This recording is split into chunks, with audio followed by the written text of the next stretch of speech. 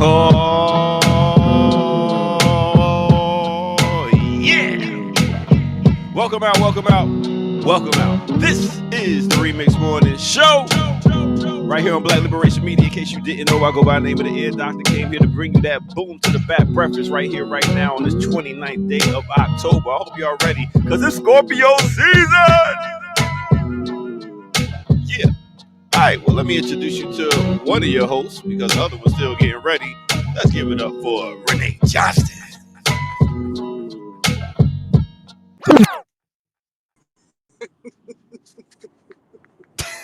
What's good, Renee? Day 2. How are Day you? 2. I'm all right. I'm relatively not prepared, but look, Hey, I got the signal and I'm here. So thank you. Hey, you coming like majority of the hosts. I'm prepared and ready to go. So, welcome. I'm usually only one prepared, but yeah, it was good to see you. Jack Hay had to handle some bi, so she won't be on this week. But yeah, glad you can come and run the sub.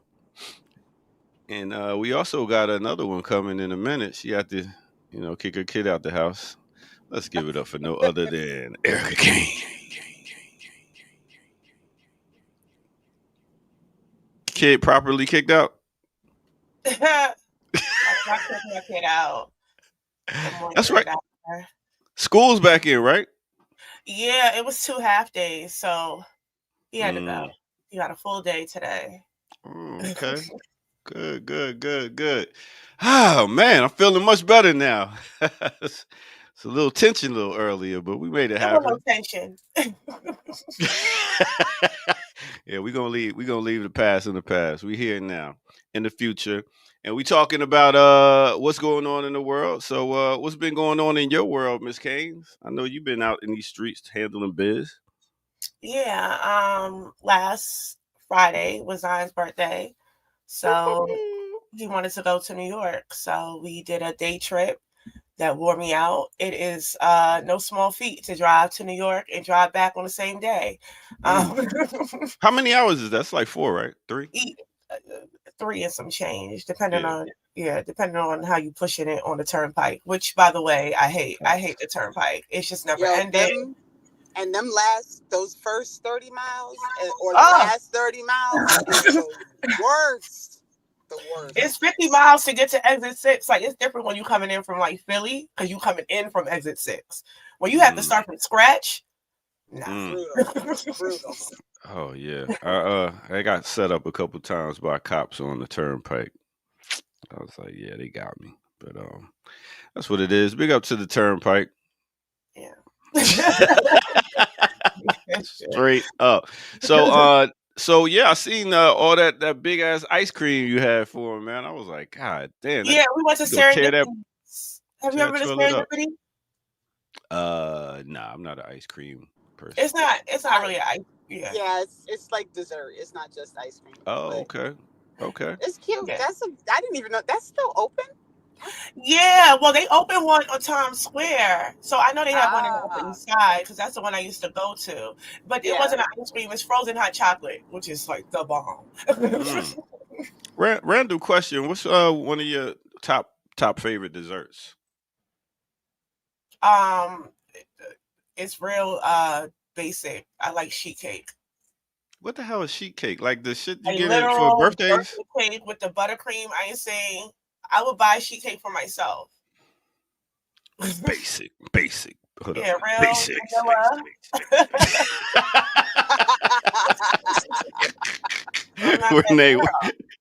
Renee, you seem like a sherbet type woman. No, I actually don't like sherbet at all. Okay. No. Which okay, well, where were you If at with I it? if I had my for real pick, it would probably be red velvet cake. Ooh, But it my has to girl. be it has to be the real cream cheese icing. It can't be, Mm. they And be real BSing. velvet. Yeah, yeah. It has to be like the real deal. And I heard red velvet cake is nothing but chocolate cake with dye It in it, is. right? It It is. It's is. just that's what it is. It's chocolate tea. This dyed Mm. chocolate cake. It Sounds is. tasty. Little red 40. Ain't nothing like some red 40 in your food. But no, but I love red velvet cake, especially the ones they got at Publix. Y'all got a Publix up there? No. No, Publix. I think Publix stops in Georgia, No, I think they have or it is in it Virginia? Is it South Virginia? Carolina might have a Publix. Okay. But I don't know if they have one in Virginia. Mm. Give me a good old sweet potato pie, and I'm good. I'll eat that whole motherfucker by myself. Stop playing. All right. So and then the other way, I do go to a little ice cream spot. They got some vegan ice cream. It's pretty good, little vanilla John. You know what I'm saying? Big up to my Philly people.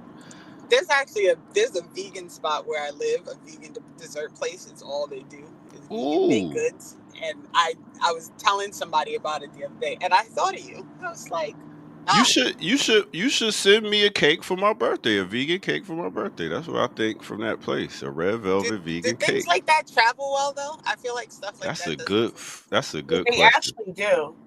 Do they really? You What you know, got Yeah, I I've freezer? will. had food sent like Okay.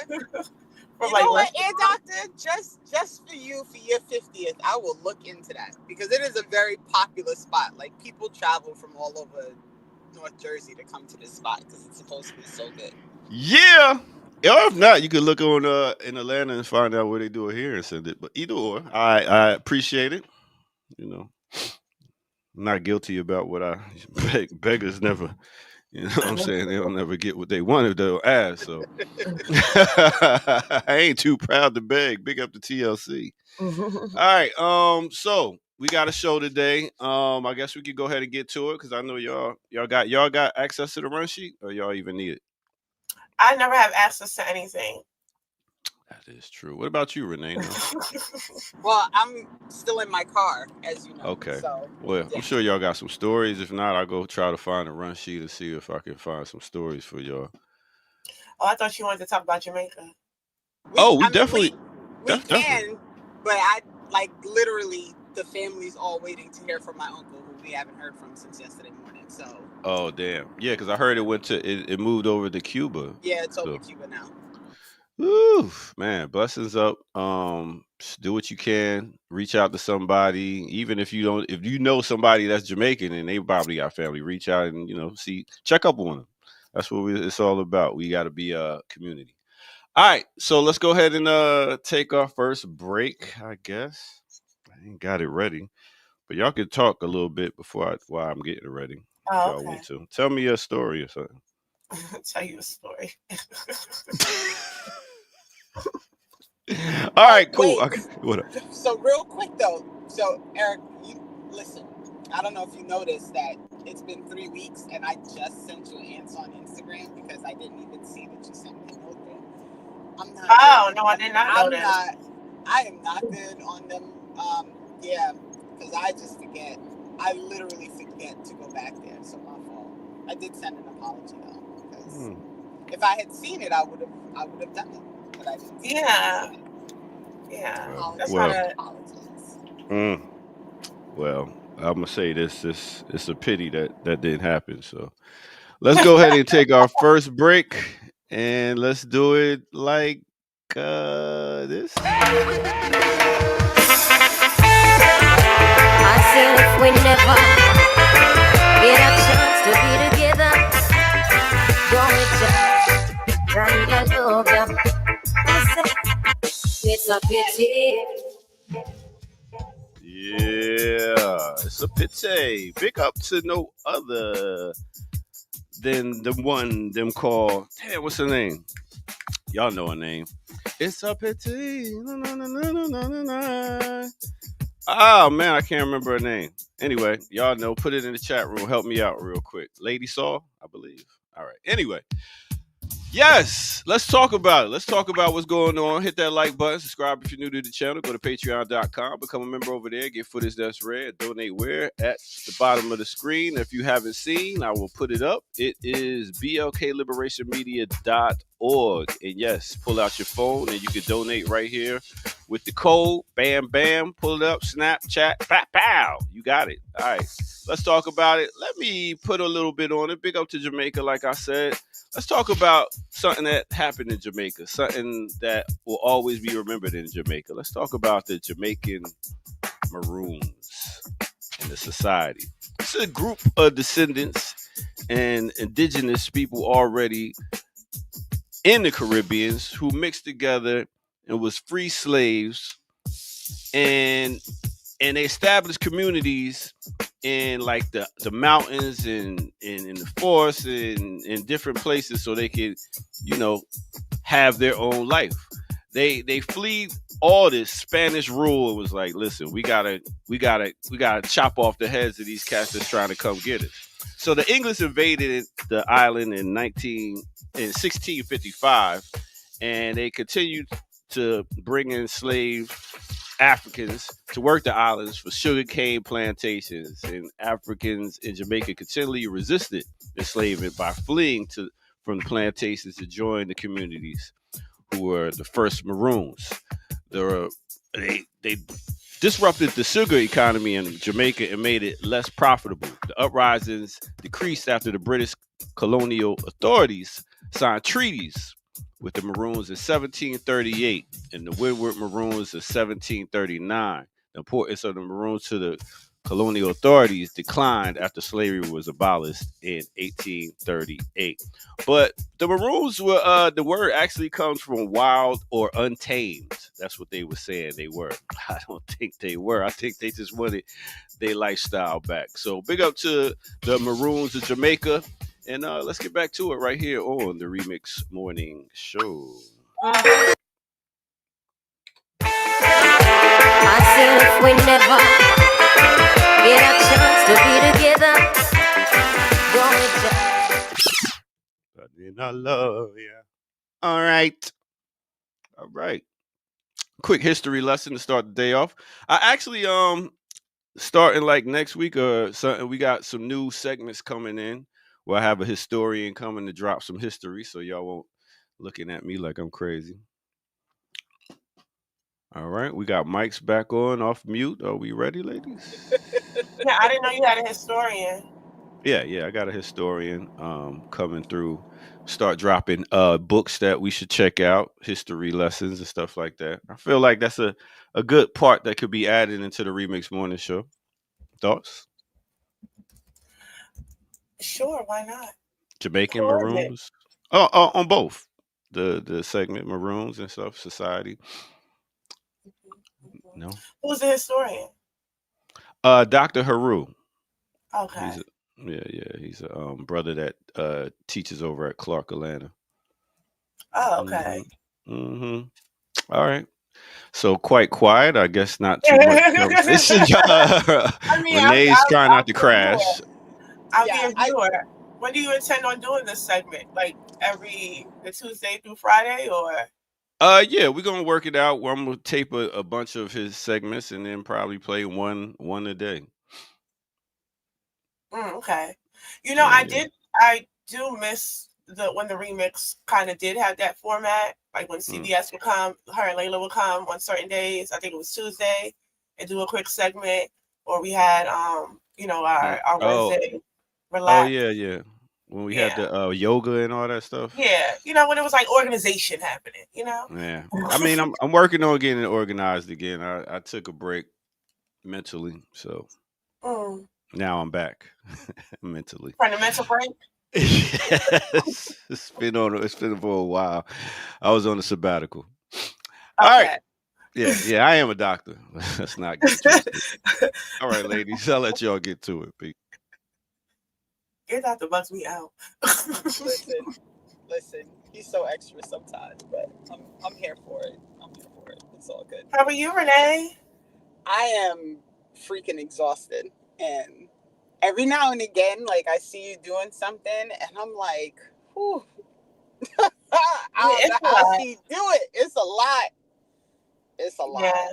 And I don't have no real like time management skills, so I'm not even pretend. There's a lot of notebooks and it's a lot of things written on it. If you ever see my notes, it's a little hectic. There's calendars all over the place, but I'm not managed well. It's a yeah. It makes. I don't think. I think sometimes people, if you're not a parent, it is very hard to understand how difficult all this stuff is when you also have a person who relies on you to eat. So Yeah. Well, with him now, he's more active. So he has a band trip next week, and I was like, oh shit, I forgot band is a lot of that stuff. So, so it's gonna be a lot of money shelled out for this band stuff between performances and trips and all of that. And I forgot that that's all inclusive because I didn't do that. I did dance, so that was in and of itself was a lot of money to Right. travel and participate in certain things. So I'm like, Lord, this is the first one, and there's about 3 or 4 this year, and this is his first year. So what instrument is he playing? trumpet. Oh, nice. Yeah, yeah. He hasn't been playing in my house, but you know, you know, he'll be practicing at it here. Practice. Yeah. But, For like a second, mine was talking about the drums, and my head almost exploded. I was like, yeah, there oh. was a drum set in here before previously. And then he did steel for a little bit. Because I took him to this there's this place called Soca Tribe in DC, and they do they play soca music and do dancing and like physical activities, and I had it with me, and they would have like a live steel drum player, so he liked that, so we did a few classes and then he gave that up. So we'll see how long the trumpet lasts, because if this takes me through high school, child, it's a lot of money. Band is expensive. It is. Yeah. And then he does run club, so he does track and field. I'm Yeah. also a PTA mom, and last night was their PTA costume skating thing. So that'll be my days. Practice. That's practice, a lot. practice. It's a lot. Yeah, mine's new in high school, so he was like, I'm not going to do a fall sport. I just want to adjust, yada, yada. It's like, that works for me. Yeah. But I also volunteer with the school, and he does track in the spring because he does shot put and discus. And so. Yeah, I volunteer in the school. Yeah. All right. Glad y'all doing your volunteer work at school. I actually I mean, I wasn't sure. Are you? Were you? Are you glad? I'm glad. Listen, you all need to volunteer and make sure our faces are visible in the school, so that way make sure our students get through with no problems. Okay, so let's go ahead and get into the news right here on the Remix Morning Show.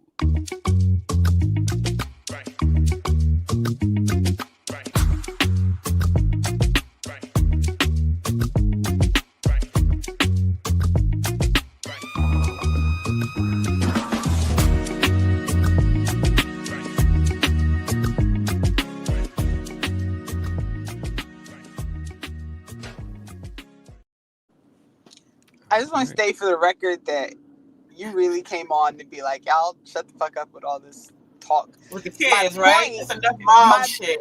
Right. My point actually in all of this was because I do think I want to do a conversation with parents who are organizers, because it's a very different world when you are a parent and an organizer than when you have no alternate responsibilities and you are an organizer.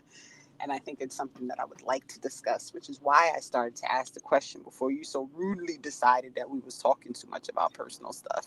Just a FYI. All right. And also, we don't like our kids, clearly. We don't want to hear nothing about our children. I do. Big up. Zion just had his birthday, and what kind of kids you got again, Renee? Your boy, teenager, high school. That's what you said. High school, yes. See, I was listening. I was listening. This is the Ear Doctor. That's Erica Kane. That's Renee Johnston. And we are going to start off, I believe, first in Jamaica. That's cool with y'all? Yeah. Works. Okay, cool.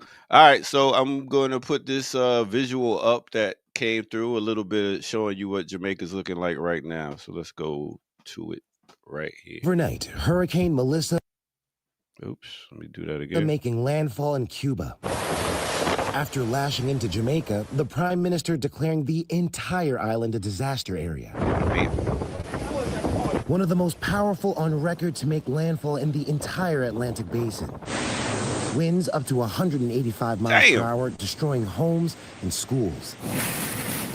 Residents and 25,000 tourists riding out the worst of it. And now urgent search and rescue operations underway after the monster storm unleashing torrents of floodwaters and life-threatening surge. Jamaican officials saying St. Elizabeth Parish is underwater. 75 patients had to be moved from a hospital after it lost power and sustained damage to the roof.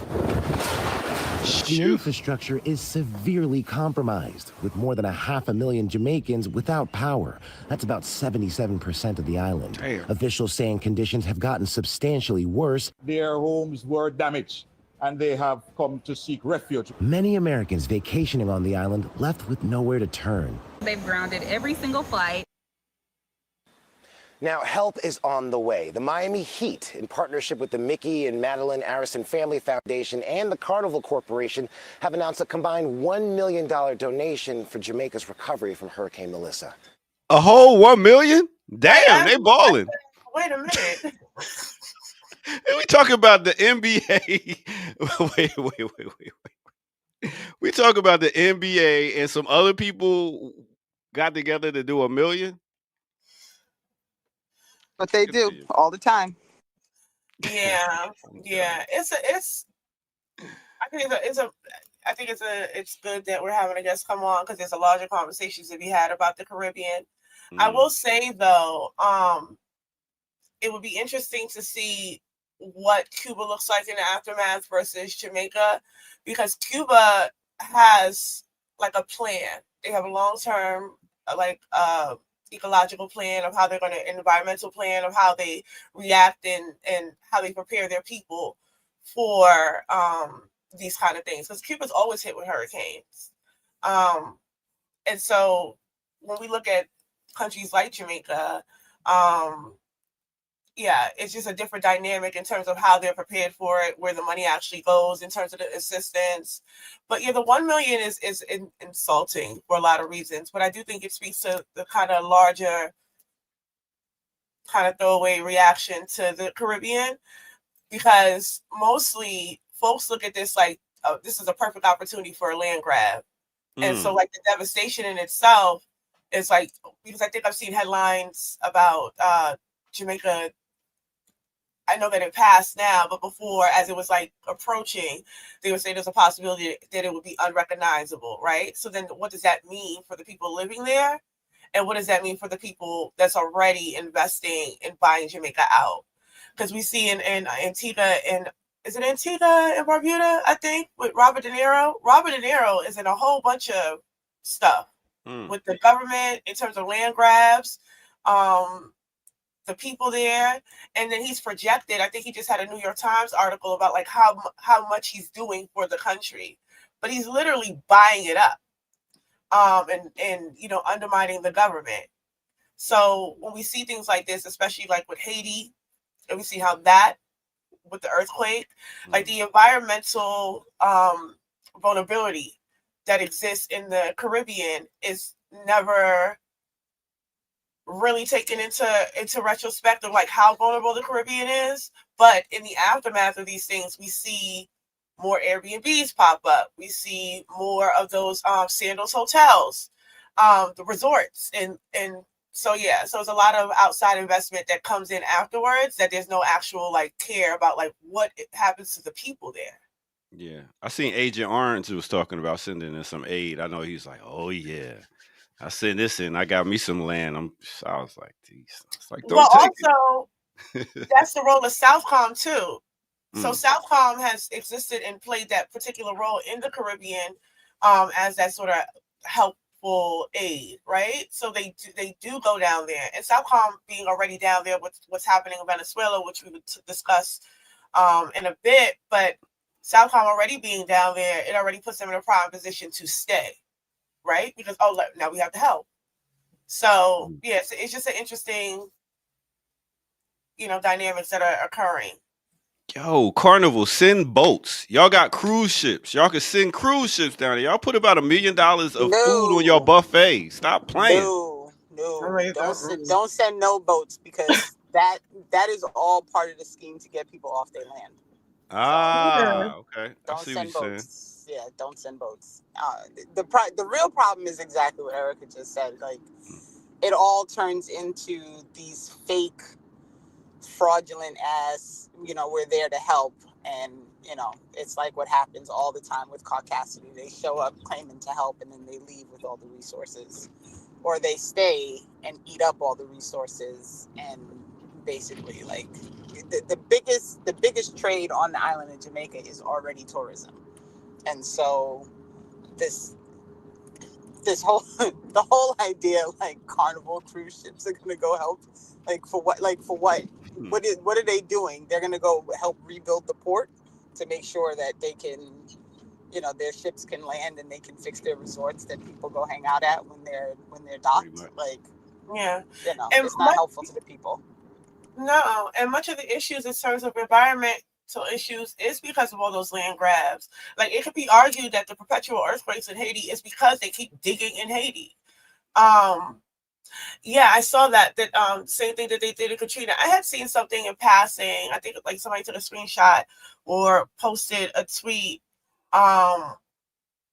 where they were saying that these governments do not do right by their people, or like it's going to be devastating for the Caribbean. And then somebody retorted with like, yeah, because it turned out so well for us here with Katrina. So yeah, so I do think that there's ways that we need to, I do think it's the same. This sort of kind of whatever with the Caribbean is not distinct from the kind of whatever happens to us in these areas. With the flooding, how they respond to hurricanes, how they respond to prisoners in these areas. Yeah, so the U.S., I think domestically, it's the same kind of lackadaisical, non-caring about whatever happens to these people, primarily because these people are not seen as people. Yeah. Right. And it's also bad. Like, Jamaica just had their elections, and there's a whole thing going on there with that.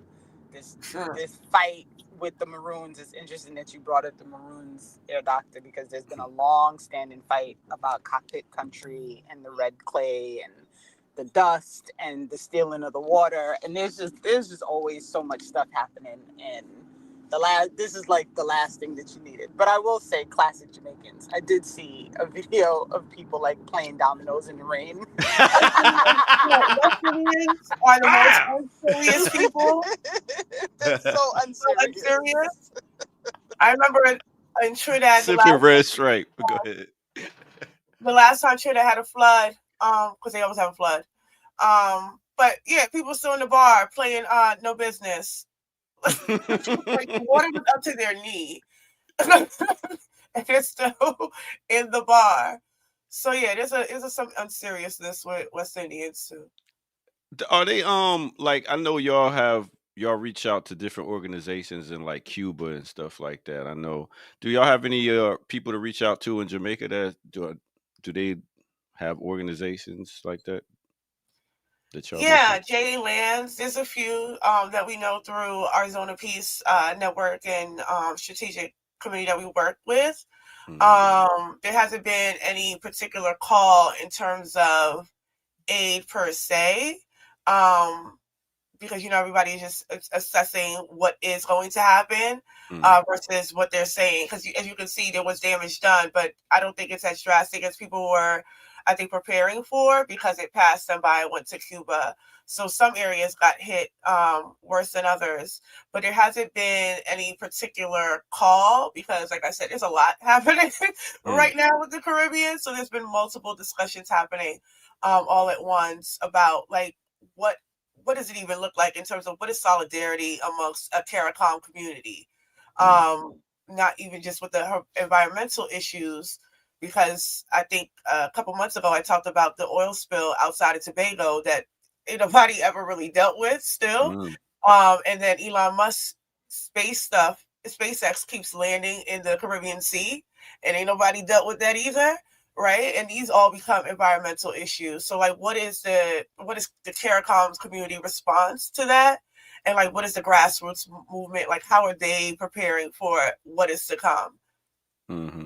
And I remember yesterday I was saying, like, you need somebody in your organization that know how to get money. Like at the end of this all, when it is this land grab and stuff, like what will be your thoughts as in, okay, are we gonna try to secure this land, or you know what I'm saying? What will be your organization's thoughts if something like this happened? Like, say it happened in New Orleans, like what are they thinking? Like, are we gonna invest and buy some land so we can continue and have this before they try to snatch it up, or what's your thoughts on that? I think my immediate thought is, even given the environmental issues, right, or the perpetual ones, what does it even mean to buy land and then keep it, right? Because these people own land, and the issue becomes they lose their land because of these environmental issues, right? So it's not so much that they haven't had land. And then when you see the perpetual nature of the quote unquote violence that's happening, that is a crisis of imperialism, but it's happening nonetheless, that moves or drives people out, right? Yeah, so why people are losing land, I think, becomes a question of like, how do we look to keep it, like obtain it and keep it?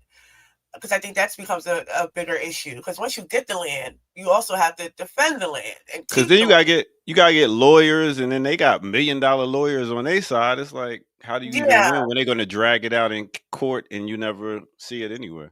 yeah, and that's a lot of the land grab issues here in the U.S. Like when we look at the Gullah Geechee community, um, these are people that generationally can own land or own land by bits, right? So if one person in your family sells that part to a corporation, then what, happens to the land? So yeah, so I think the land question really is, what are we doing with the land, the purpose of the land, and then how are we looking to obtain and secure it? Because we have to keep it. Because once it's gone, then what? Do we start from scratch to find more land? And then when we look at the makeup of the buyout of land here, it's not dissimilar to what we're seeing. Like BlackRock owns so much.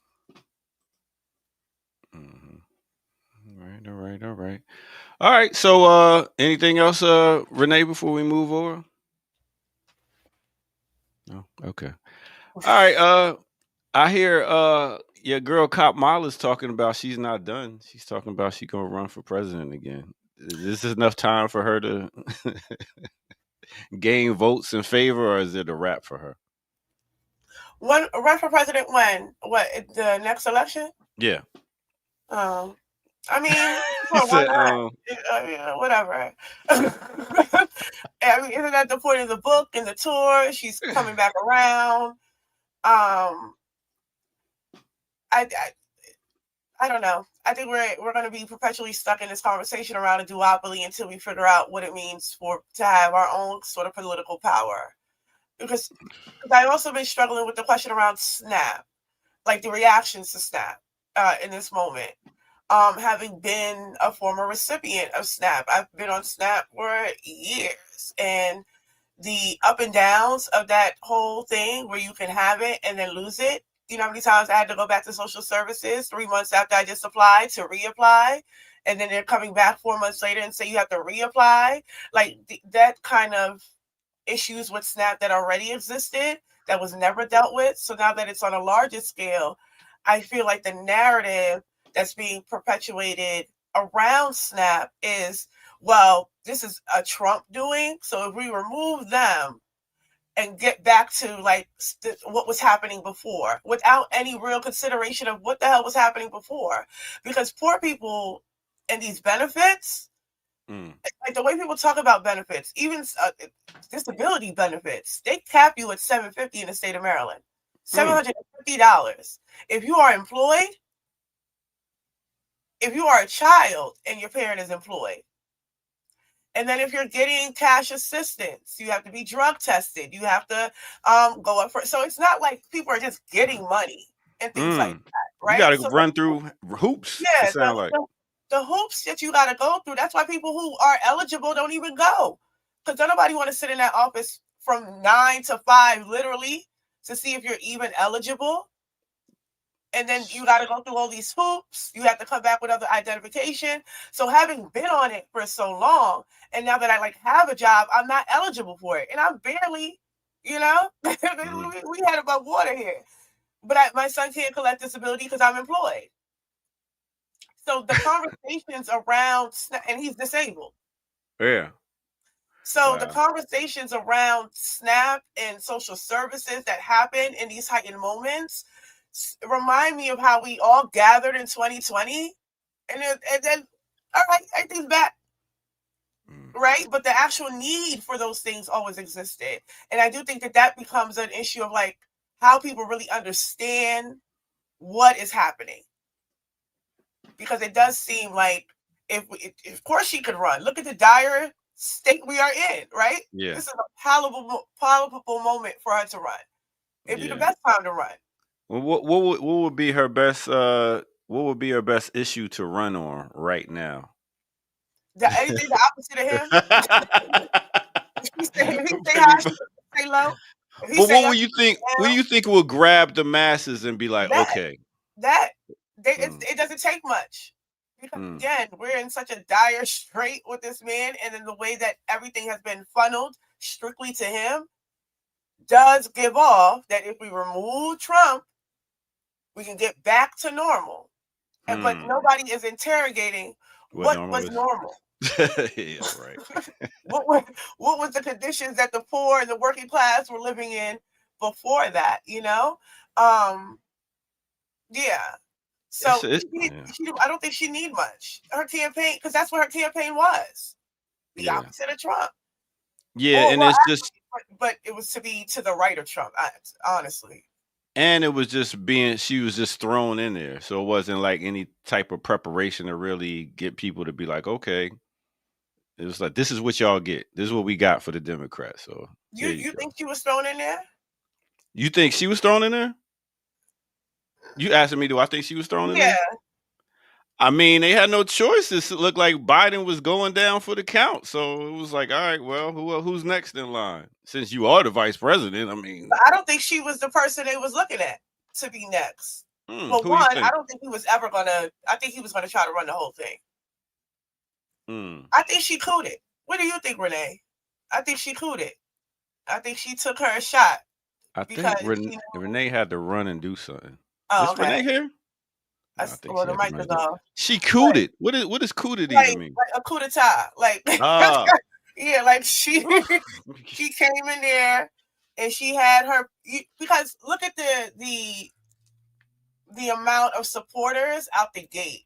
I think she's had her meetings on the side and took her shot, because when he fumbled that debate so bad, and everybody was like, "Oh, mentally, what the fuck?" He's gone. Yeah, she took it, and so she had so much support that eventually Obama's had to get behind her. Eventually, Biden, but it was not initial like, "Oh, we're running right behind her." She took it. Am I wrong for thinking the whole Illuminati and corporations was like, you know what? This is what we're going to do so we can get Trump back in there, so we can get these corporations back on top and running things how it's supposed to be? I mean, I don't know if it's that speculative in terms of how those things play out. Because corporations seem like they got more control now. Is it just me? They always had control, but I mean, as in they always had control. They front face now, like, okay, we could come out the shadows. This is what we doing. But I don't think they were ever in the shadows. Like Mark Cuban, right? He's been a long time Democratic supporter. They've always had billionaires, and they flaunt them. Where are we? In 2016, they were pro-Musk. Musk was being used to say, oh, he is the real millionaire. Trump is a fraud, right? So they were hyping Musk. They were hyping Jeff Bezos. So they're not antithetical to billionaires and all of these things. But the game the billionaires play is that they donate to everybody campaign. They spread that money around. So they have allies in every space. Now, this will be the first time a sitting president paraded them in an inauguration. Like, he gave them a stage. Yeah.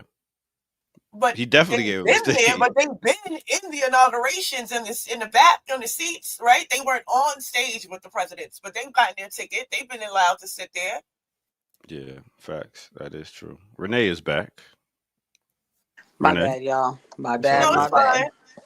You know, I can never tell. You don't have your screen on. I'm like, am I talking a lot? Like, am I over talking? Let me let Renee jump in. So, Renee, I don't know what part you was around for. I always try to put the note in so people don't talk to me. Yeah, I had to. Yeah. We were just in such a deep conversation about you. I know. Girl, Kamala. Well, no, because I was asking, not knowing that you were off, because it's my interpretation that she cooed the election, like that she wasn't up for it. Nobody was looking at Kamala Harris, and she took her shot. Yeah, that's my understanding. There's a part of me that's tempted to read this book.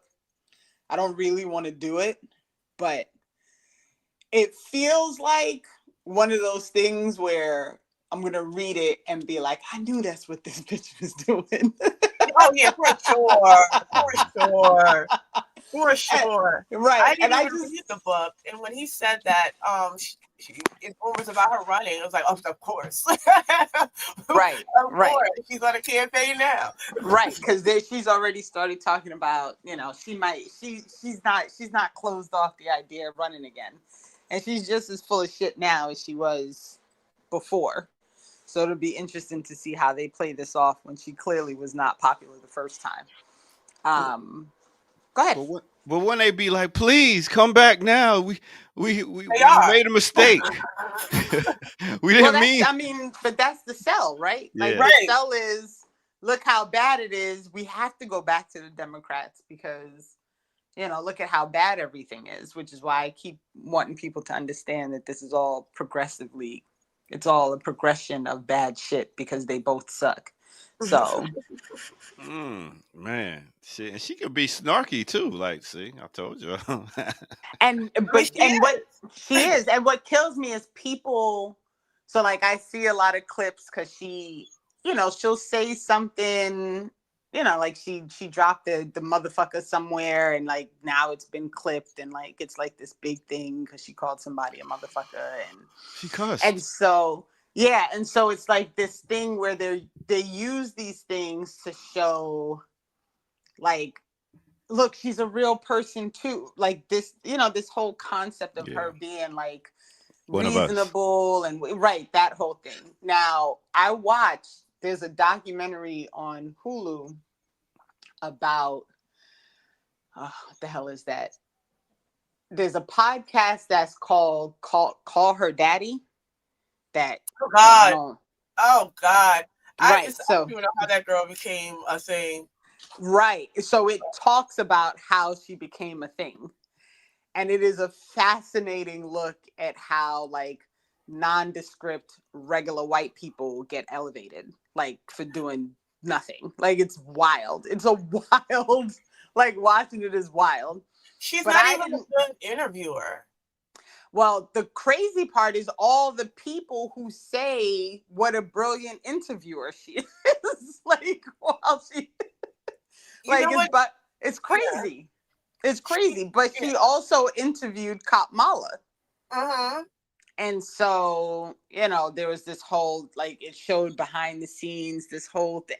Like, it's just, I don't know. Yeah, I know that. Well, at least I think her name was Alex.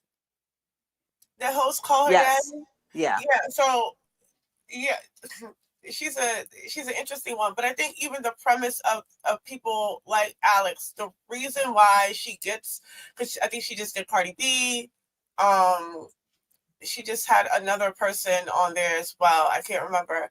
Oh, Kim Kardashian, I think, just sat down with her.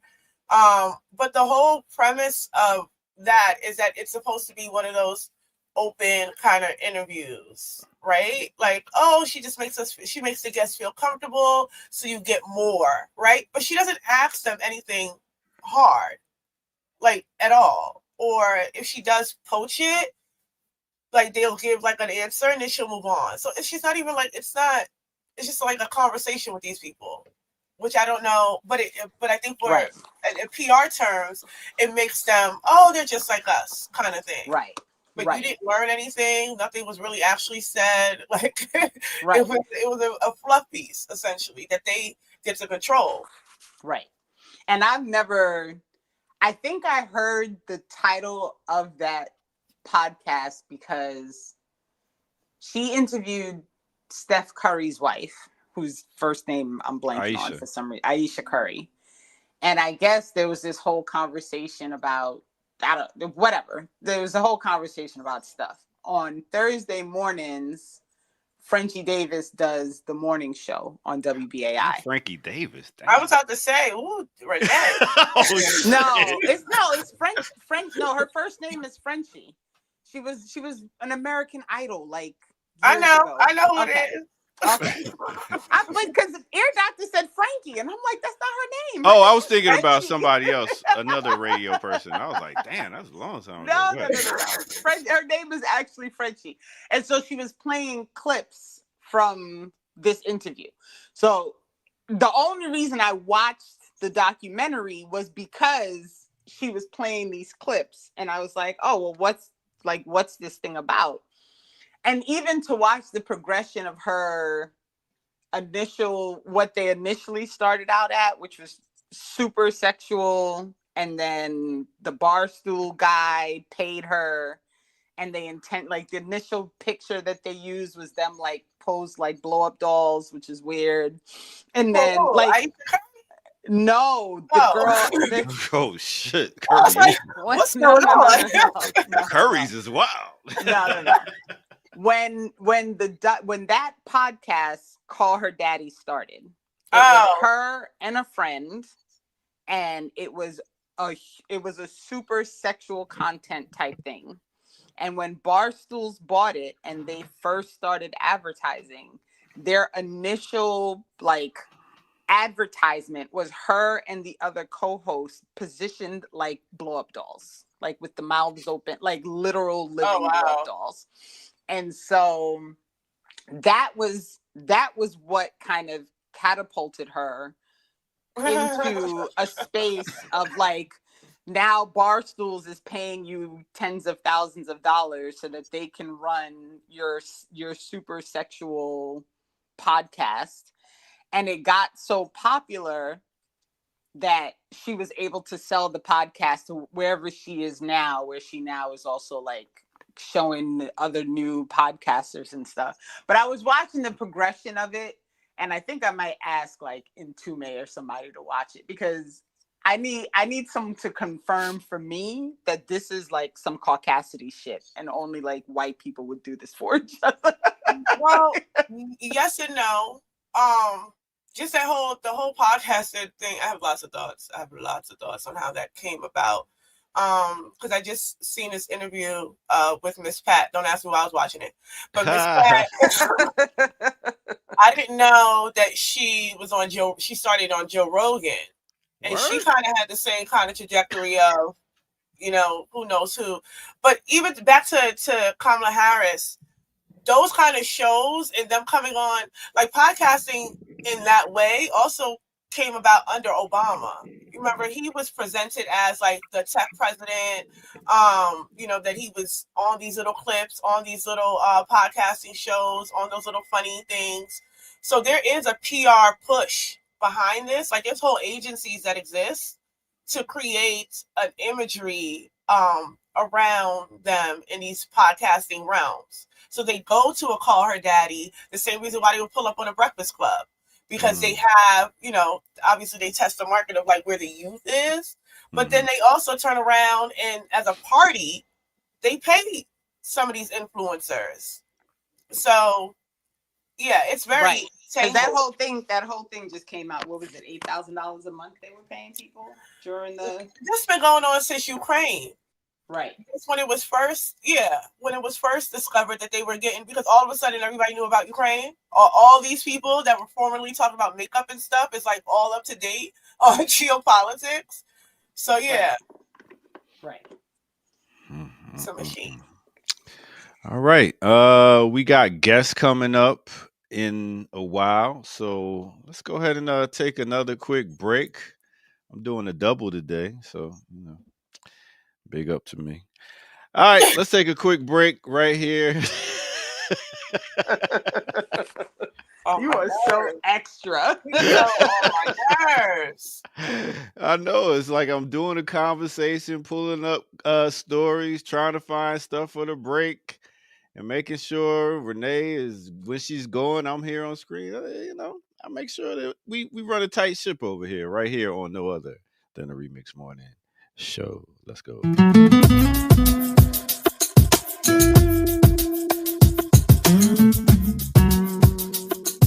Time for a remix on the remix, you think? Let's do it like this.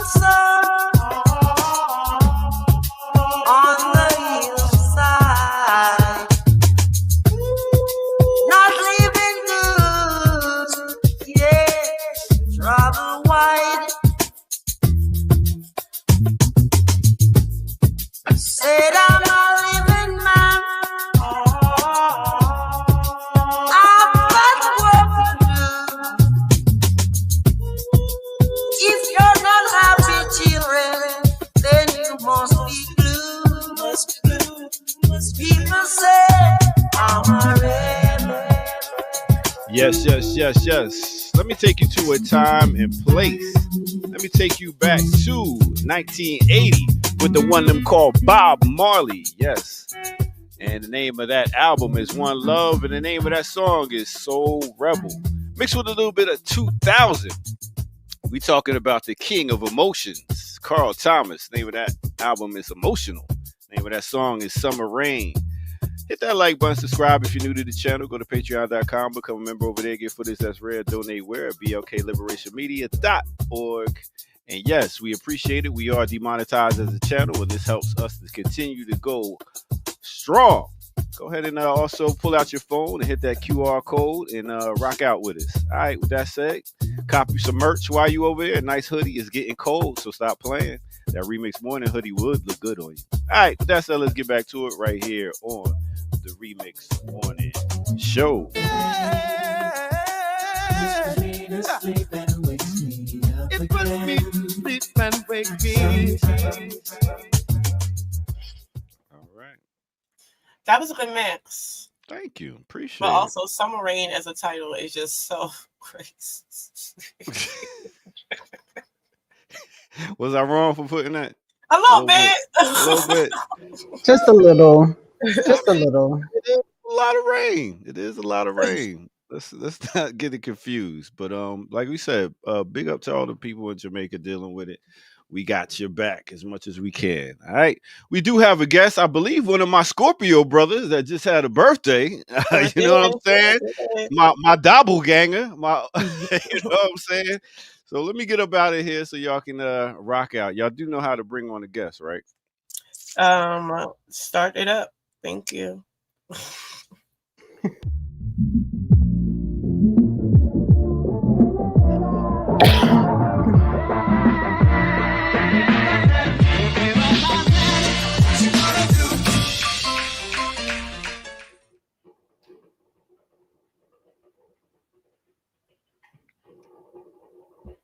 Good morning. Morning. It is Wednesday, October 29th. We have the good comrade Renee and a special guest, Ajamu Baraka. Good morning. Good morning. I'm so glad to be here. So glad to be on with Renee I was and with just you, Eric. so I was gonna put it in the chat, but I was driving and I was trying not to crash because I've never been on with Ajamu before. Like never. We've never. Oh, for real? No. So we have to get Ajamu on Saturdays with Renee. I know. It's definitely we're gonna have to work that out. I agree. Definitely. Let's do that. Let's do that. Yeah, I wanted to bring you on today. Obviously, earlier we were speaking about Jamaica and the hurricane and the impact, but just more broadly, I think the environmental impact of the Caribbean. And I had mentioned Southcom and the use of Southcom as like the humanitarian aid vessel, and them already being stationed there. So having you on, I think, gives a little bit of context of why they're even there currently. And recently, I know last Thursday, there was a press release from the Black Lions for Peace on Venezuela. If you go to blacklionsforpeace.com, you can see our press release. Black Alliance for Peace stands firmly with Venezuela and the Bolivarian Revolution, just essentially condemning U.S. lawlessness in our Americas. So we know, as always, to understand U.S. imperialism, it's important that we understand how these things are interlocked, and we have to see these as, not a single issue, which is why we talk about our Americas. But I did want to have you here to give a bit of context to those issues. So we could start with Venezuela. The U.S. has recently reimposed Russian sanctions. We know they're on the waters. There's vicious attacks that's happening, targeting them and their gas sector. Essentially, a sort of an economic siege, if you will, trying to force the government out. But how does this reflect much of what the Black Alliance for Peace Haiti Americas team is doing with the Zone of Peace campaign, with those actions? So if you can give a bit of context of why the U.S. is going after Venezuela in this moment, which is not distinct from previously, but what is happening in this moment, and then the Zone of Peace campaign. Let me first thank you for inviting me to the both of you. And this is a very important conversation, a very important moment. Let me answer that by doing it in this way. You have a very, very sophisticated listenership here. And so I want people to think about this. We all know the the weight that these little mini states like the United Arab Republic, United Arab Emirates, Qatar, even the Saudis, the weight that they have on international affairs, their ability to be able to move politics, to influence the economy. And what is that based on? It's based on the fact that they have this enormous amount of petroleum wealth they have access to, along with their support from powerful states like the United States of America. In Venezuela, here we have a nation that is attempting to develop a socialist-oriented project, sitting on top of the largest known oil reserves on the planet. If the Venezuelans were allowed to participate in the international economy in a normal way, then their ability to shape politics not only in the region would be enormous, but also globally. When the region is facing issues like the hurricanes impacting parts of the Dominican Republic, Haiti, now Cuba, Jamaica, there will be a partner in the region with the resources to come to their aid. We know that before the maximum pressure and the sanctions that really was intensified under the Obama administration, that the Venezuelans were playing a key role in the region, that it was the lifeline for nations like Cuba and Haiti in terms of petroleum assistance and other kinds of assistance. So Venezuela is key to this region, is key really to the planet. And so the reason why we have this military buildup now off the coast of Venezuela is because it's consistent with the recognition on the part of the enemy of the potential role that Venezuela plays in this region and globally. It does not want to have the ability, does not want to have Venezuela in a position to be able to influence progressive and radical politics in this region and globally. They have tried in every way to undermine the revolutionary process, including choosing alternative presidents, engaging all kinds of subversion, including systematic sanctions that have resulted in the destruction of the economy and massive poverty, but they have not been successful. Now, under this administration, this fascist administration, representing the interests of the most reckless and belligerent elements of the ruling class, a green light's been given for this administration to basically move in militarily to engage in what we believe will be an attempt at regime change. So this is where we are today, folks, and that's why it's so good that we have a formation like the Black Alliance of Peace that has been consistent in helping people to understand the terms of struggle, to understand why you see the U.S. state moving in the way that it does, to help people to understand why this struggle in Venezuela is part of our struggle, that people need to understand, and BAP has been able to help people to understand the connection between Haiti and Venezuela. And so this is where we are today, that basically we have a situation where the U.S. imperialist regime is striking out in multiple directions. They are engaged in struggles to try to maintain their global hegemony on multiple fronts. But what we have to be concerned with primarily at this moment is what that looks like here in the Americas region. And we are developing this concept of an America's wide consciousness, so people can understand that profound connection between ourselves in the U.S.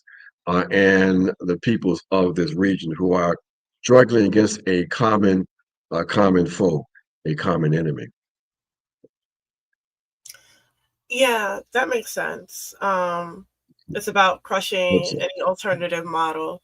I kind of do want to pivot a bit because it's also the month of action against AFRICOM. So while we have you, I'm going to take advantage.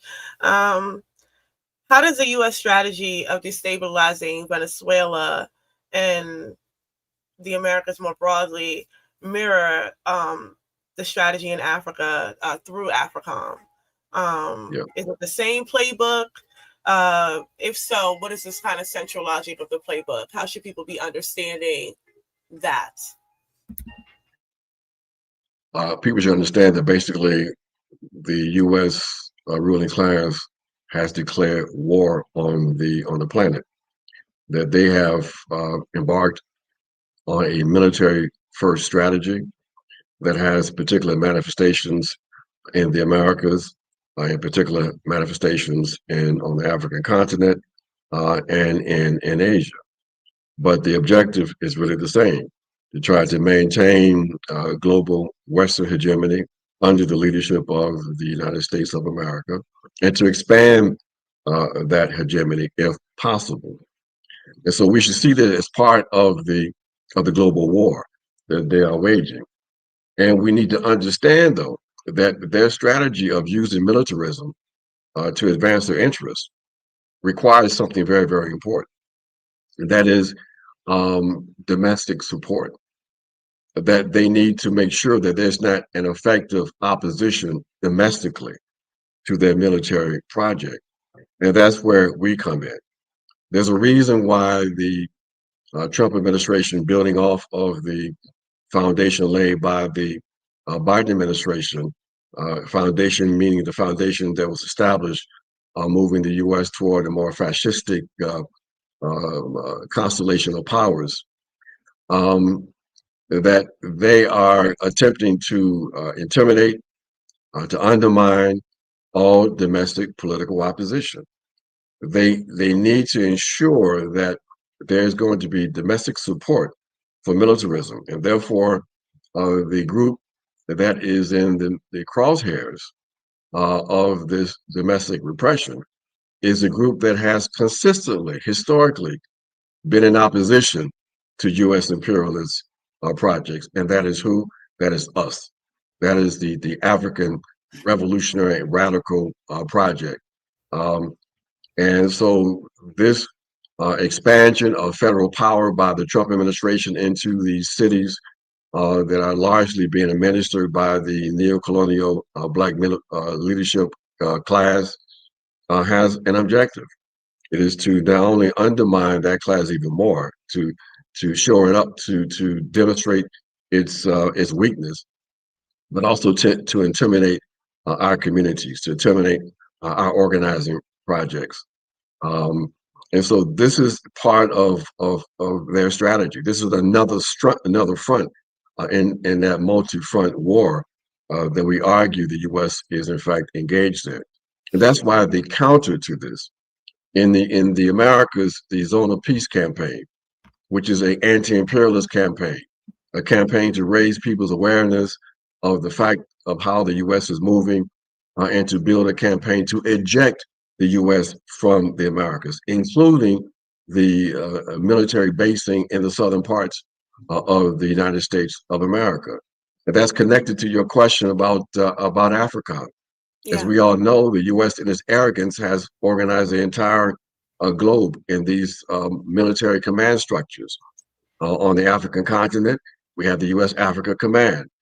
And the Black Alliance for Peace has taken the lead in helping people to understand the existence of that command and organizing a campaign to eject the U.S. from the African continent. And so this month has been one of those efforts, I think the fifth annual month of action on AFRICOM, to bring awareness to the existence of AFRICOM and to help to galvanize resistance to this imperialist structure on the African continent. So the enemy has a playbook, but we have a playbook. And our playbook is of organized resistance, of raising awareness, raising consciousness, of building organized organizations that have the ability to engage in transnational coordination and communication.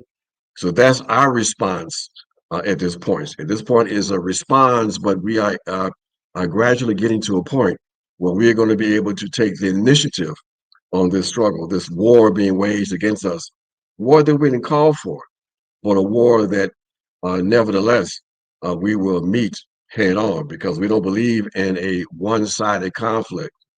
We believe that if there's going to be a war and suffering, it has to be on both sides.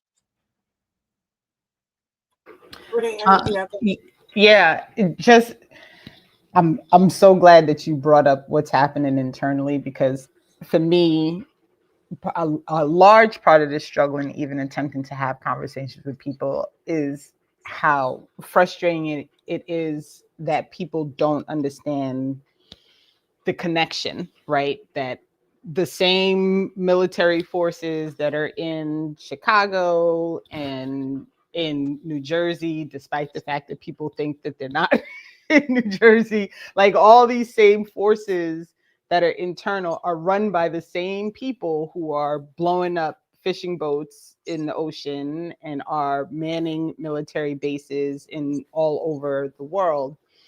And I'm curious, like we always have this conversation about like meeting people where they are and trying to navigate how difficult it can be for people to to make that connection between what is happening everywhere else and what is happening here. And I'm curious, since I have you, when we engage in these conversations with people who say things like, that don't have nothing to do with the Black people here, and we don't have, that's not our fight, and we don't have anything, like, how do we address that in a way that doesn't, I mean, there's always a chance that it's going to result in something ugly, because sometimes that's just what happens. But what is your advice as we're addressing these conversations with people who just truly don't understand that connection? My first advice would be, thank you for the question, is that we have to have patience. We have to have patience and be informed by a real commitment to our people, and understand that one of the reasons why there's so much confusion, so much ignorance out there today, is because of the success of the counter-revolutionary process here in this country. The ability on the part of the enemy to they broke the continuity of our struggle in the 1970s and into the 1980s, and therefore our ability to transmit knowledge, to have continuity in our organizing efforts, was broken. And therefore, in that process, significant sectors of our population, of our people, began to move to the right. One of the objectives of the counter-revolutionary process was to basically to create quote unquote Americans, people who would see the world from the vantage point, the viewpoint, the perspective, if you will, of the enemy, who would identify themselves as so-called Americans.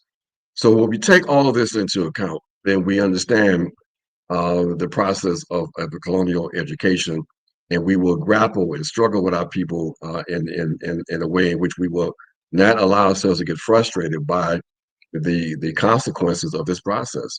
So we help people to understand that basically we are up against one global system. That you can't understand the contradictions of your life in the U.S. without understanding that the forces, the capitalist forces responsible for these conditions in the US are also responsible for the horrific conditions that people are facing globally. Not only Black people, but other people of color around on the planet. And we have we want people to understand, so we use things like Malcolm's um, um, um, commentary that said that you can't understand Mississippi unless you understand the Congo. You can't understand the Congo unless you understand Mississippi. That is the traditional internationalism that that was always a part of our movement. And so, yeah, it's very difficult today because, of what we just described. In the past, it wasn't that difficult. People understood those connections better. They did not have this emotional, psychological connection to the U.S. They understood that as people who have experienced oppression, that they had a kind of sensitivity to other people who were oppressed. And so, because of our common humanity and those kinds of sensitivities, we would relate to other people who were being oppressed by this system. So you never heard some nonsense about that being another struggle separate from us. One of the central principles or values of our movement is our common humanity, our recognition that we are human beings. And there's no way as conscious human beings we can be disconnected from the sufferings of other people, especially understanding that those sufferings is a consequence of the same forces that are responsible for our suffering. So this kind of basic humanity we've got to rebuild also among our people. There's no way anybody of any kind of conscience, any kind of understanding of life can suggest that the genocide that we see still unfolding in Palestine has nothing to do with us. If these forces, if the US settler state, along with the Israeli settler state, are able to pull off and normalize a racist genocide in Palestine, we say to our people quite simply, what do you think that they would do to us? The driving force, the rationale, the justification for this genocide is based on white supremacy. It's based on the dehumanization of the Palestinians. that dehumanization has been part of our experience here Mhm. as colonized people in the United States of America. When they say that we have no concern about ICE, well, tell that to the Africans from the U.S. who were subjected to this draconian repression on the south side of Chicago on 75th Street. Okay, in my old community, if you will. Okay, they were caught up in this draconian repression coming from the Trump administration. Because from the point of view of ICE, it doesn't matter if you speak English or you speak Spanish. To them, you're still a nigga. Yeah. Okay, and people have beginning to understand that. So, when you're dealing with white supremacy, when you're dealing with this colonial capitalist system, then you're not confused about who the enemy is. Now, you can be confused in terms of how you build allyship, but that is part of the task that we have to take on for ourselves in terms of rebuilding an effective political movement in this country, dealing with this kind of backwardness. So it's a struggle. But we've got to frame this in a very patient and systematic way, using materials being produced by organizations like the Black Alliance for Peace, engaging in local teach-ins, getting into these classrooms on campuses, and even in high schools, and even on the elementary level. Um, it's a process of systematic political education and organizing. Yeah, thank you for that. Because I do think there's a few things happening, even to your point about counter-revolutionary actions and things like that. Much of the organizing that we see developing in the last 15 years or so has come from an online space. And I guess Renee and I talked about it a bit as we talked about that podcast, but just the mechanisms of how these things come to be and how they raise or get, risen to a sort of platform where it's widely accepted in a kind of thinking. And as you're speaking about the necessity for patience, and even the political education portion and popular education portion of this work, we're talking about it in a space where people are overwhelmed with anti-intellectual propaganda. Like, we don't need to read, or these teachings are a waste of time, or we don't have time to raise consciousness, right? So those are conversations that are happening as we as organizers are trying to do just that, raise consciousness. So there was a question that was raised in the chat that I'm wondering if you can help us think through. How do we balance that patience with this sort of sense of urgency, and not even the reactionary kind of, we don't need to be doing this, we need to be doing that, but given the times and what's at stake currently, how do we balance a particular patience with our people that we are fully aware have been propagandized to right-wing ideologies, but also knowing that we need to build a mass base to combat these right-wing ideologies? And it's a challenge, but we have to have that balance. We have to have that patience and that systematic approach to organizing. But what that means, though, is that we have to be strategic. That while we struggle with our people, and we have to identify those organized elements of our people that we struggle with, because we can't be every place at all times. So we have to have a strategic plan in terms of how we rebuild our movement. So that means dealing with the already organized elements, but also simultaneously dealing with those unorganized elements, trying to bring them into the process. And it is a sense of urgency because fascism is consolidating. And people need to understand that this is the most serious moment that we have ever faced since 1865. Okay. And again, maybe in 1877 when Reconstruction was finished. But Yeah. even at that point, we had organized resistance. We have never been this disorganized, Africans, in the history of African people in the United States of America. Never. Okay. And so there's an urgency here because these folks are not playing. They are reviving the entire history of this country. They are re-embracing white supremacy in a serious kind of way. Okay, and we are in the crosshairs. When they talk about the thugs and criminals coming from the global south, they're using the same language for us because they used it on us before. So we've got to understand the terms of struggle, the moment right now, and understand that these folks are waging war on us. And we've got to get prepared. And that's why there is that sense of urgency. We've got to be able to convey that to the masses of our people as we attempt to try to organize our folks. I mean, it's a struggle. Yeah, It's a that's struggle. why they call it a struggle. Right. Yeah, yeah, it is, and I mean, it is fitting. It is fitting, and I think for me, some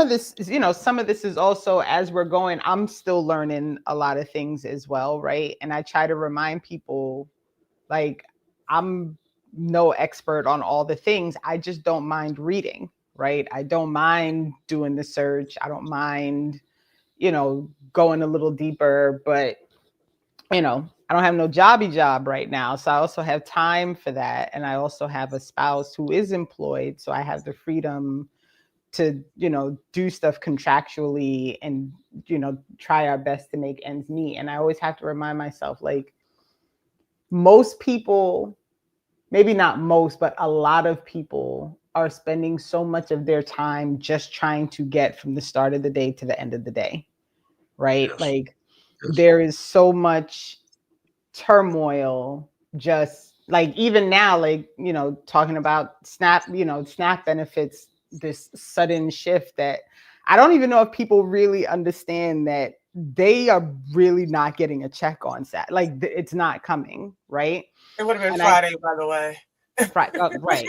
And so I don't, like, I'm also watching and waiting to see what the response is, if people are going to be able to adequately and accurately place the cause of this where it needs to be.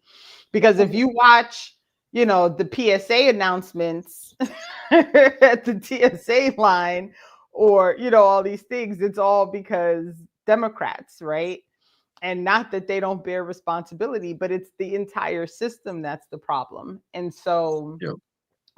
I'm like watching and waiting to see what happens when people realize they're not going to be able to go to the supermarket, and they're not going to be able to go to the grocery store to get whatever thing they thought they've been waiting until Friday to go get, because they were waiting for this payment to come.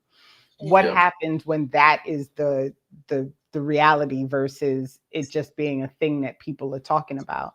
I just got a notification that 100 more people were killed in an attack in Palestine. Like, all, everything that's happened. It is also very overwhelming. And I think, like, I'm in the chat and seeing like what Goddess Crew is talking about and revolutionaries, and I'm just thinking to myself, like, I still cry regularly because I don't know how, as a person who, I just want people to stop dying, right? Like, that's right. Like, for me, it's a very baseline, very, very baseline request. Like, this is not, I feel like it's not a high bar for humanity to not want other people to die.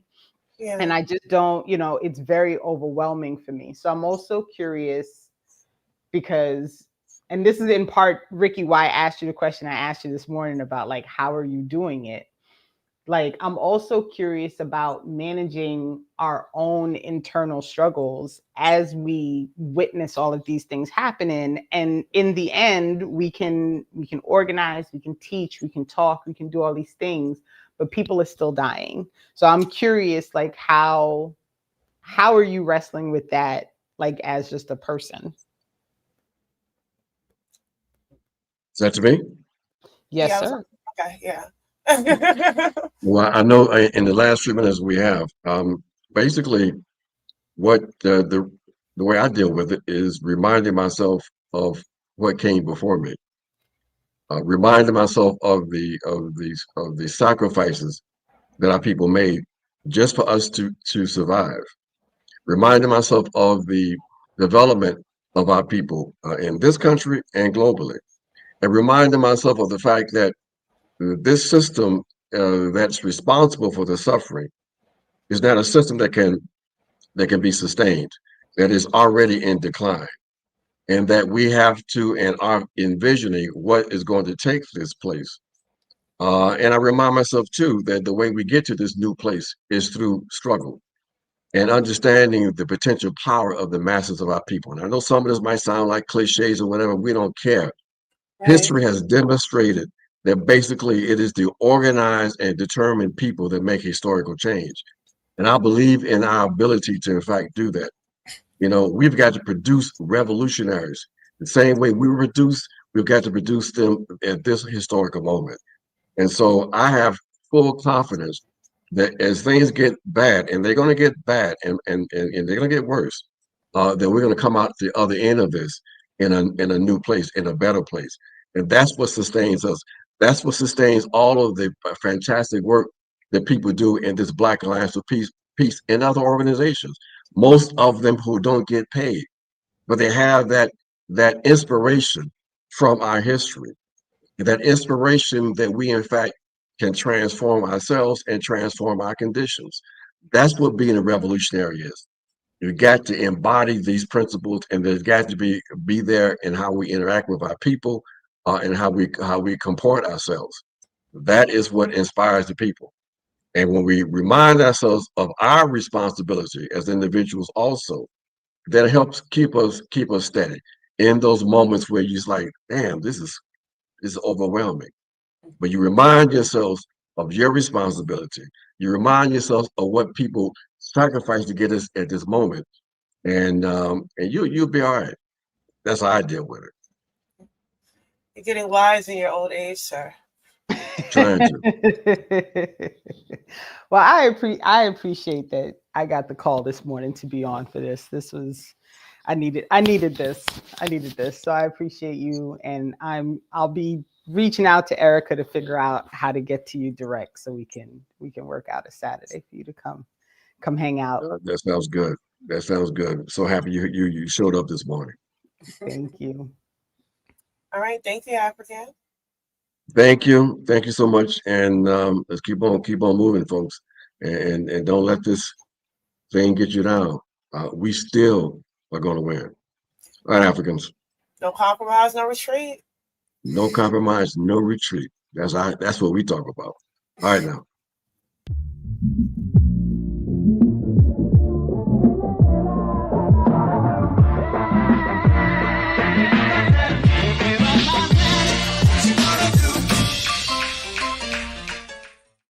No compromise, no retreat. You get your beat. Yeah, let's get it right here on the Remix Morning Show.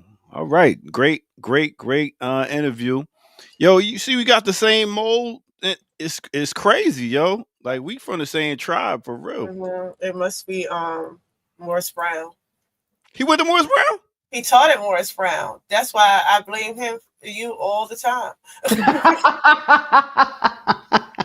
I tell him all the time he's responsible for this. I don't know what kind of education was going on down there. Listen, the thing is, let me put it down. Morris Brown, we had free will to bring in whoever. We had Dr. Finch. We had all types of different scholars coming up through there. You know what I'm saying? And we ain't had nobody over our back like, oh, you can't teach this. This isn't. That's why I'm saying my experience at college and my HBCU was mad different than a lot of other people. We had some real heads coming up through there. I had Akon's pop, a famous drummer, African drummer, used to teach classes there. It was a beautiful time. Anyway, let me stop reminiscing. NBC was good. All right, so let me give y'all a little break, and we'll take a quick break, and then we'll come back with some more. I ain't got nothing pulled up, so let me do that, and make sure y'all hit that like button and subscribe and all that stuff that I'll be talking about as I get this pulled up. All right. With that said, let's take a break right here on No Other Than the Remix Morning Show. Let's go.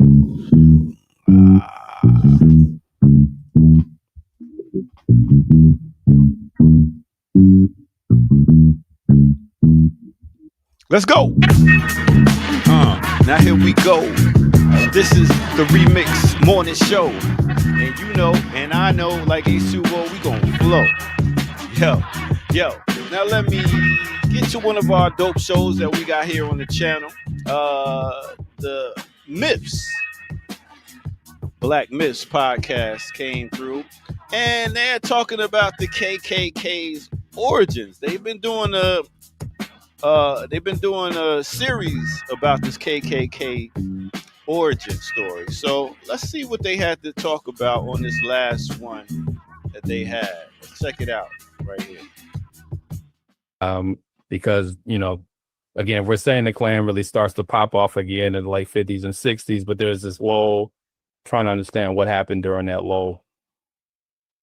Yeah, and so I think that kind of goes back to also what we were talking about, why there's three ways, is because there's no continuous national organization of the Klan. It's not to say that somebody who was a member of the Klan who kept their robes didn't exist.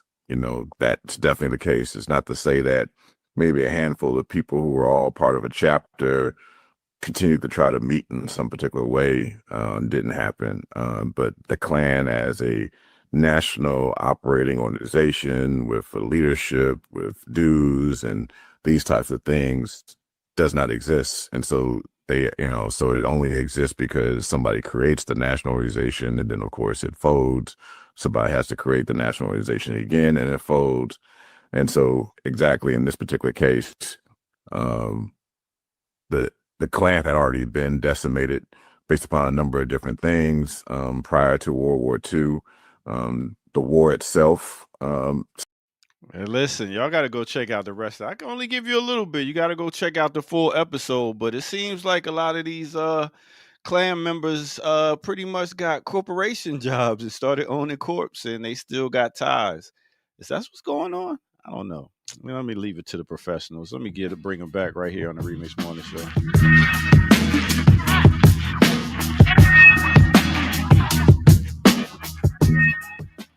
Yeah.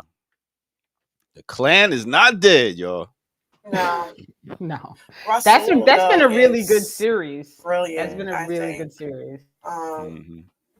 Yeah, I always enjoy when he comes on the show. And then also he's written a book about geographies and things like that, which I think is useful in terms of how we are talking about internal colonialism, like getting that kind of grasp of what it looks like materially, like through the redlining, etc. What is a state, the makeup of those things, and how we got funneled into that. So I appreciate Russell. Nice. Yeah, that's dope. Can I be Petty Murphy real quick? Oh, Lord, here we go. I was just trying to help Jay Magina. I don't know what his name is. Mejia. Dear Doctor needs to stick to Remix logo and Remix Morning Show. These thumbnails and titles be terrible. Well, let me help you out here. Not them ghostwriting for me. Let me help you out, Mr. Magina. You can go ahead and send your thoughts and what I should do every Sunday. Help me out on the thumbnails to my Yahoo account. Yeah, so send them to that account and help me out with these thumbnails because I don't know what I'm doing, right? And a lot of people always got problems but never have solutions. I think that's a big thing. People always talk, but they never do. I don't know. Well, I'll help me out there, Magina. All right, cool. So we're done here. I don't know why you do that. Oh gosh. Oh, we need some more stories, huh? Yeah. Although I guess I'm home. I mean, I can look for it. No, I did want to kind of, the question that was raised to Ajamu in terms of how we're all kind of dealing with this. Yeah, I thought it was an interest. I really like the answer that he gave in terms of the perspective that we have to have, the whys. Because for me, even in terms of like the organizing itself, like when that question comes up, like how do you do all these things? Like, granted, it is a lot. And I'm not gonna minimize that, it is a lot. But also I don't see it like I'm doing this and I'm organizing. you know? So I don't have it compartmentalized in that way, because much of why I'm organizing is a lot of what I'm doing, you know, and much of what I'm doing is kid related or child related. And that's the reason why I'm organizing. So I don't see them as separate things, where I think there are some people who see it as, well, I go to work and then I organize, you know, as a they're separate things. And this is not to imply bring your organizing into work. Don't do that. Keep your jobs. It's rough out here. Usually they cut off snaps. Listen, super rough. I'm not making that suggestion, but I am saying I do think there's a way that people compartmentalize it, and then also make the organizing itself grander in their mind than, you know, that Marxist kind of, you know, each to their own ability. Like where can you step in, and how are you stepping in when you do? So I think those kind of, as opposed to, because I don't do everything, like much of what I am able to do is because I am a part of an organization. So it's not like I'm out here forging the revolution on my own, you know, with a child on my back. But, you know, much of how I am able to organize is dependent on, you know, being able to depend on my comrades to step in when I cannot, or to support my stepping in. So yeah, I try to have that kind of perspective about it, where I know it on paper it is a lot of things, because as I'm saying this, I'm glancing at this calendar that's full, right? And it is a lot of things, but I think the why are we doing it? And so I could appreciate Ajamu's response to that, because I haven't thought about it in that kind of aspect, but I do think it's a similar kind of thought of thinking about why do we do what we're doing. And then even to note the comrades, much of our, you know, I'm of the belief organizers organize organizers, right? So much of what I'm doing is so that I can be able to not do all the things, because there's people that've been able to step up because they've come into this organization, because they've been able to develop in this organization. And so I can let go some of the reins of some of the things that I'm doing, because, you know, I organize people to be in those positions. So yeah. And that's important, and I'm glad you added that, because I think, you know, as you know, like, you're trying to do 80 things at once. And I also have notebooks. So I think we could probably have a nice little giggle sharing notebooks, because it's totally out of control. The minute I run out of pages in one composition book, I just open a new one, and I have a stack of like unused ones so I don't run out. Yeah. And you know, and also you're right. Like, I literally am, like, part of the reason that I'm not employed is because of my beliefs about the world, right? And so there's a lot of stuff that makes organizing a very, very, it always feels bigger because people look at the big picture, right? Like, if people look at BAP as an organization and try to wrap their heads around all the stuff that BAP is doing, right? Exactly. That face, exactly. Like, it would be, but that reminder that there are multiple people working together, covering each other, getting each other's back. You do this thing and I'll cover this thing. And that's how it gets done. So I say all of that to remind people, one, join an organization, and two, that organizing is about also working with other people. There is no organizing to get a lot of things done just by yourself with no help. Like, that's like it is an impossible feat. And you're just going to feel literally like, I don't even know how to explain it, but there's nothing worse than knowing that something needs to get done and feeling like you're the only person who's going to be able to get it done. Mm-hmm. And then, listen, to be quite honest, and things I tell, like, people who are in leadership, most often you are, right? Because that is that role. But I do think it is like, how are we being able to pull people in so that they can step up? And that is that human relation kind of aspect to it. You know, I'm a big component of CVS's mutual comradeship for that reason, because I've seen what it has been able to produce in terms of allowing people to be more comfortable in a space to step up. Because, you know, people come, especially in mass organizations, people come into organizations from all kinds of places, you know, all kinds of things going on in their home life. Some people are very rah rah, and some people are not that, right? And the expectation is that everybody can do that. But how do we make the people who aren't that comfortable enough to, you know, they have a space and feel like they're not isolated because they're not the front facing person, or they're not the loudest person, or they don't have the clarity of the analysis every single time, right? Because it's a growing process, and we're doing it as a unit. So it is that kind of relatability. As I see a Jamu in the chat now, because he tells me that all the time. It's about human relations, African. It's about humanity, African. Especially when I'm like, but what about my humanity? Like, you know, right. And listen, it'd be rough, man. Trying to herd people together to do stuff is painful. And I'm always like even with the channel, right? So I appreciate that. I know that you are not answering no emails, right? And so I appreciate knowing that, because I know not to bother you about stuff. Like, you know, you'll get the email, and if you decide to read it, you decide to read it.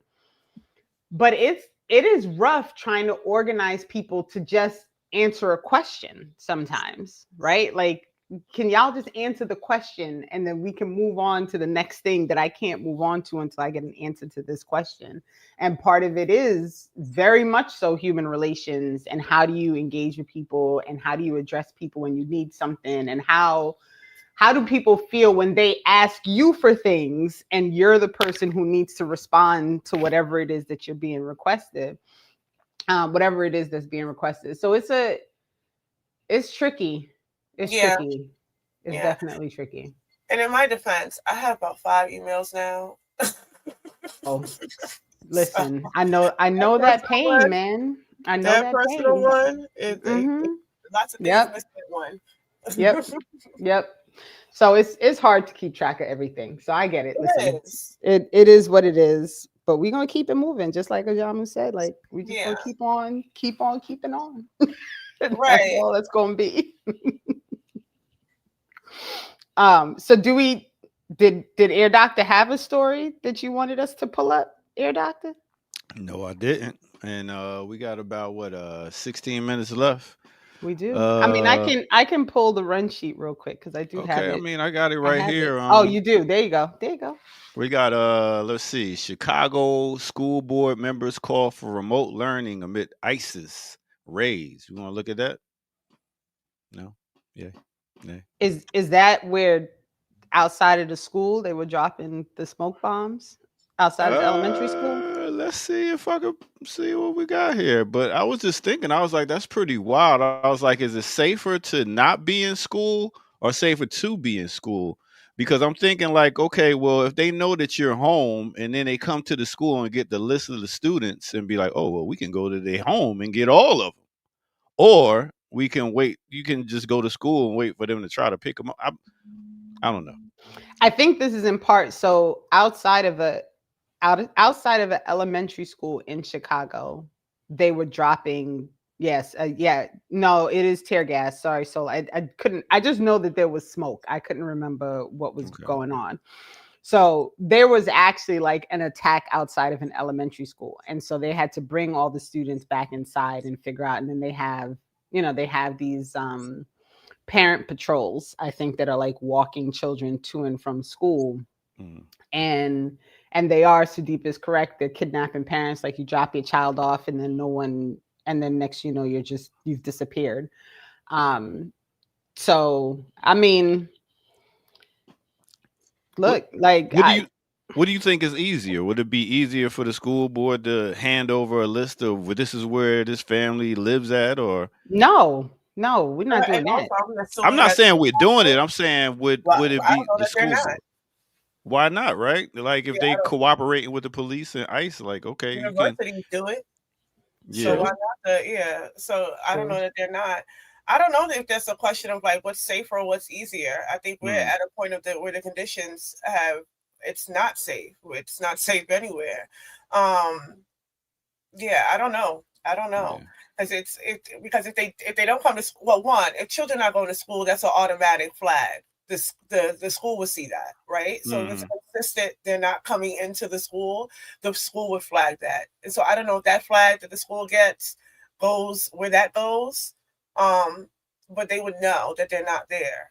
So And that home learning sucks. I mean, my son who was straight getting A's and B's, as soon as that COVID thing came and they had to do remote learning, grades went all the way down. Went back to school, grades went back up. So I don't know, man. It's terrible. Yeah, it's definitely not cut out for everybody. But Mhm. I mean, there's also like I can't even imagine these videos where they're like literally like the child is crying and the parent is being walked off by the masked the masked kidnappers. And like I don't even like that whole situation is not unique because this is what they do this is what they've been doing at the borders for years, right? Like this is literally what they've been doing for years. It's just that now it's happening in neighborhoods, in front of schools, in shopping centers, whatever have you. So, it's harder. People are actually watching it happen. Yeah. And the trauma that's involved in that. Mm-hmm. I think that speaks even more largely to the point of self-defense coalitions, because if we're talking about and even what we're talking about in joining organizations and building these things out, because if we're talking about conditions where we can't even say if it's safer to be in the school or in the home, we can't account for how people are tracking the children and the adults, then the question that becomes like, how do we intervene? Like, how do we stop that? Because it does seem like, they're doing what they're going to do. Right. So what is the intervention of that? Because it is becoming, I think, overwhelming for me to continuously see it being video. Right. I think it was I don't even know where it was, but it was outside of a school and a parent was in the drop-off line and they were making her move. I think she got out the car or something, and it's like she's getting arrested. Yeah, in Florida. Physically, it was in Florida. Like could have pulled her whole arm out the socket, threw her on the ground, and everyone. It was like, I think we only seen one kid. A kid tried to do something and someone pulled the kid back so they wouldn't get hurt in that mix. But nobody stepped in. And they watched her get physically assaulted and they watched her get dragged away. And the most they could do, I think one lady said, give me a number. Who should I call? Because she's going, clearly, they're like, well, you're going to jail. So give me a number, but nobody tried to stop that. Right. And so the more and more I keep seeing that, I do, there's certain contradictions as we're seeing them raised that the concern for me is, are we watching our people just kind of move with those heightened contradictions, or where's the fight back? And so, yeah, there has to be, because I think we're at a point of that kind of individualism where people are like, shit, if I intervene, I think it's similar to when people talk about like domestic violence. Like if I intervene, shit might go wrong for me. But I think that that becomes a greater question for ethically. What are the ethics of our community that we can stand around? And our first thought and watch that happen. Right? And then it's like, oh, what's going to happen to me? As somebody is being, messed up right in front of us. Mm-hmm. And then that was Jacksonville, because I remember the sheriff came out and again said that the officer, he was attacked and he was within his rights to respond as he did. So this is the same district that punched through the window. Oh yeah, wow. that kid in the window, that kid is driving, and it's like, as for black people, we like, listen, they coming for them. We documented, we done been through slavery and everything. We Americans. They coming for them, not us. And that's a mistake, because I see videos consistently of people in handcuffs being hemmed up, and they're saying, I am a citizen, what are you doing? And this nonsensical story of like, oh well, they release you eventually once they find out that you shouldn't have been detained. But I'm like, but that's a whole thing that you have now gone through unnecessarily. And I was actually saying this morning, like, we don't even know if these people are actually legitimate, right? Like, I don't, if somebody rolls up in regular clothes and a thing on their face and says like, I'm part of ICE, like, says who? Because you can buy those costumes. Facts. Yeah, you can. It You is can get on Halloween coming up. Right? Yeah. You can buy those costumes. And these same people who didn't want to wear masks during COVID because they couldn't breathe, now all of a sudden they don't mind their whole face be covered up and hidden while they go and attack and kidnap and act like assholes on the street. Right? Like, now all of a sudden the mask is not problematic. So, but what I have been seeing, and I do think it's hysterical when I see these videos, are the white women who are like, I'm using my privilege. What are you doing? Like, getting in front of cars, doing all kinds, and that is what needs to happen. Like, it really just has to be like, people just have to decide, like, they're just gonna turn up and act ridiculous until they stop what's happening. Because in the end, and I've been saying this for a long time now, they are outnumbered. There are more people who are not part of the military industrial complex, not law enforcement, not National Guard. Like, there are more people who are not part of that group than there are people who are part of that group. They're outnumbered. But you got a brainwash amount of people that's like, I am a citizen. I am for this team. So it's like, even though it's the numbers are big, at the same time, the numbers are, they feel like they are part of this. Yeah. I see your point. Because even to the point, like, even when I was talking about SNAP, and then John will raise it when we were speaking about that kind of dehumanization component, there's a lot of people who do feel like, well, you go to jail because you did something wrong, right? Without no questions asked, or they would see, an arrest happen and just presume that the cop was in the right without asking any questions. But that speaks to the way that we've been propagandized into understanding the state and what even law enforcement is for. Because it's becoming more and more bewildering that there is, as people keep talking about the seriousness of the moment and fascism, and the way that it's discussed on MSNBC, if you will, and the No Kings March, and these things, and what is resulting is video footage of another person being abducted, or video footage of somebody else getting their ass beat by the police, right? So when does that translate into more of a collective kind of self-defense, communal approach to what is happening to us? Because it is a war, right? And if we understand that clearly, our options are either to fight back or to get killed, right? Because that's war. And so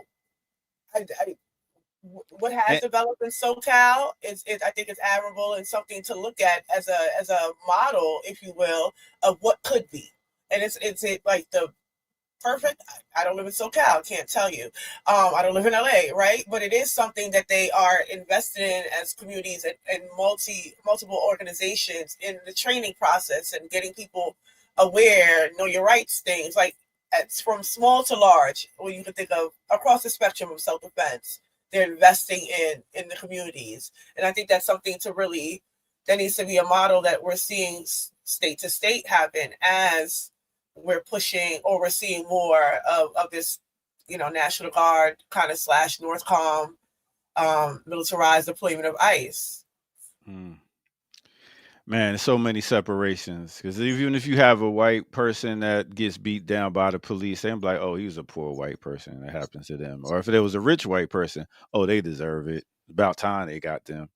So it's class, race. There's so many separations. Which rich white? I just had the same. I'm glad you said it because I was like, what is he watching? Where does that happen? I'm saying they get. But they might deserve it too. That's I'm like, who we talking about? See, and that's a whole nother mentality. It's like, how do you even band behind someone like how we was behind George Floyd? Like, how do we band behind one person and be like, okay, this ain't right? Like, it's gonna be so many separations and so many fingers pointing like they deserved it. They deserved it. They not on my level. They not in my, So it's wild. Well, not too much empathy for the billionaires now. Oh, I mean, yeah, that's what I'm saying. It ain't gonna be none. Well, much of the state, as we talked about, corporations running shit. A lot of the state protects private property. The state works in tandem with corporations. They're not really, on our side. So I can close the eye, turn the other way if needed. I won't lose no sleep.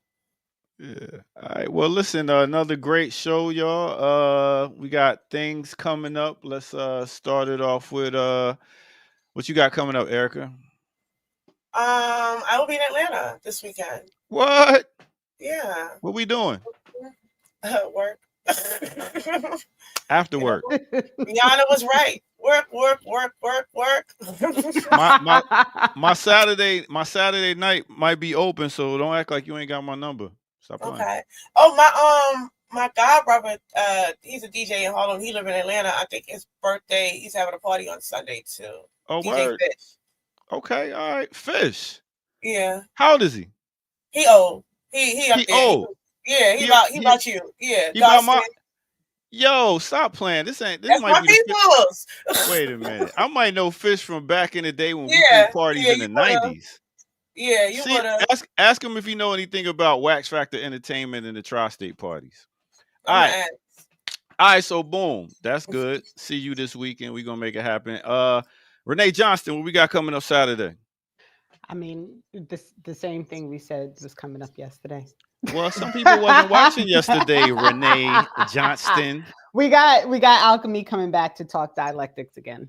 Okay. Because we were trying to press it all into one show. So we're gonna keep going with that conversation. I'm actually kind of excited. And we're supposed to actually talk to the folks from Resistance is Futile because they got booted off YouTube and like completely booted off YouTube. And so we were going to do something with them pre-recorded and then show it later. So I have to confirm that, but that should be coming up soon as well. Got to get demonetized, then you can rep like us. All right, tomorrow we'll be back with some more Remix Morning Show. Also, tomorrow, Sunday's radio is at 11 a.m., so make sure y'all tune in for that. Got a mix for y'all. I'm about to go teach a class over at a middle school in a minute, so I got to go get ready. Oh, you crazy. I'm about to break down music. I feel like Ear Doctor is the person who walks in and people are like, who's this dude? And then by the end, they're like, oh, he was cool. I feel like you would get along with the kids because you are internally still a middle school student. And so you really well. That was a nice little low sneak blow right there. But I know their music and I know how to talk with and to them. So that's a difference. Yeah. You learned 6'7"? 6'7". I said it come from a song. Yeah. Trust me. I was teasing. I'm sure they really. I know, Renee. I don't take nothing personal over here, man, except for these people in the chat room. Nah, except for Magina. Magina. Petty Wop in the building. All right, we about to get up out. We about to get up out of here. Y'all have a great one. I see y'all tomorrow morning right here on the Remix Morning Show, y'all. Summer Rain. Hit them all. Remix.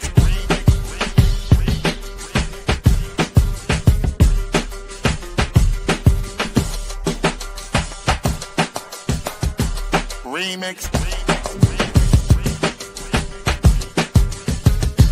Remix. Remix.